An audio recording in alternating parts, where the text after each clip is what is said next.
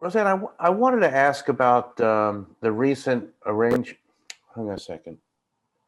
Roseanne, I wanted to ask you about A&E and the recent agreement to sell through Xander's Invest TV platform. Tell me sort of how that works, why you see the value of it, where it might be going. Yeah, of course. So it seemed pretty organic for us to be able to partner with Xander's Invest TV platform. We already do a ton of business with Clipped on a day to day basis in terms of utilizing them as our day to day optimizer.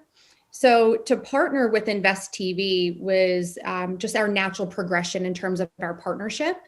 So, us having that kind of exposure on their platform allows us to kind of open doors to new partnerships, new relationships, and really have access to clients that maybe we weren't having that conversation with originally, that now we are having that conversation.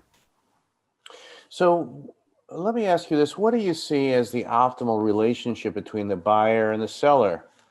Where is that going and where should it be going? Well, you know very well that my background comes from the agency side. So, building the relationship, maintaining a relationship, and really making sure that we're keeping that dialogue going is what's most important to not only me, but also to A&E Networks overall in general. So, the way that Invest TV has it set up is that we have direct communication with the actual client or the agency or whoever's activating the buy, which is, like I said, most important to us because we are maintaining that relationship.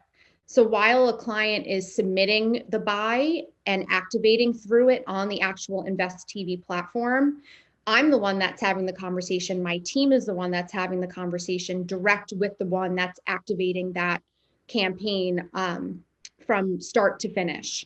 So it does make it very easy for us to be able to maintain relationships and, like I said, keep that dialogue going because without dialogue comes a failed campaign.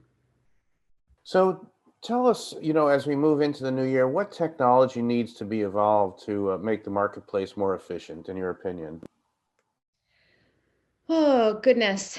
I would say that the need for cross platform optimization is so necessary at this point.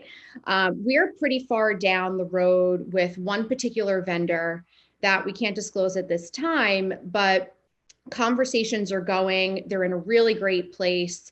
We have our own solve currently right now, as you've heard you and we've talked about it in the past, our multi-viewing precision offering, where we are doing that optimization across our linear platform as well as all of our digital platforms.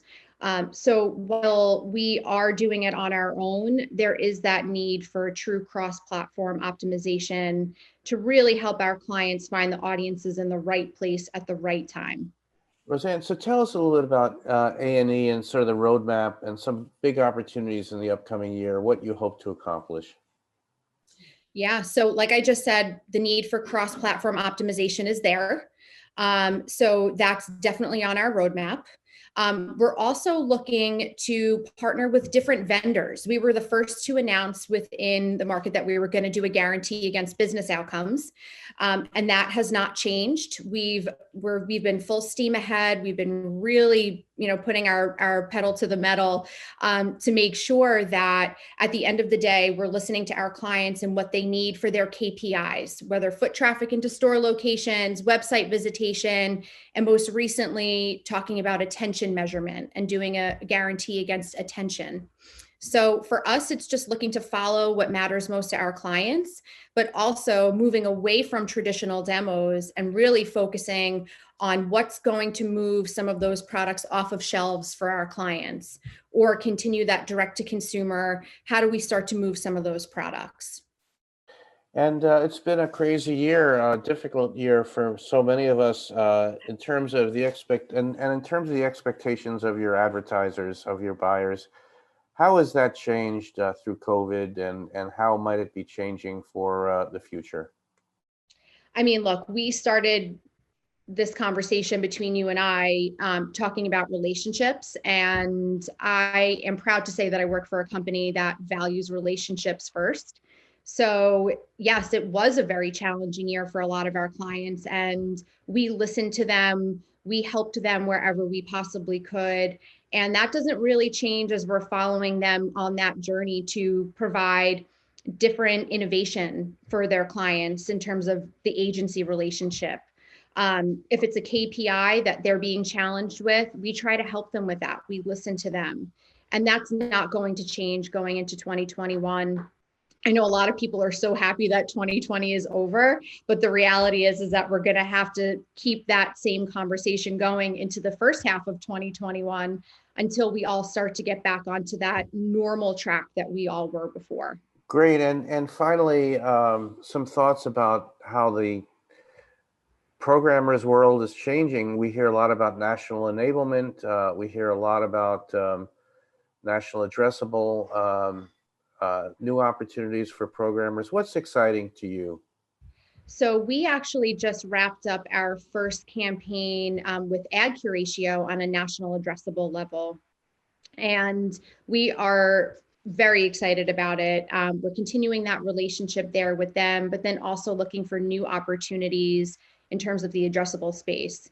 In terms of other things that we really have on our minds, how do we best service our clients? How do we make sure that they're happy with their programming? Because we could all follow an audience, but if we don't have the content, then we're not going to have the audience.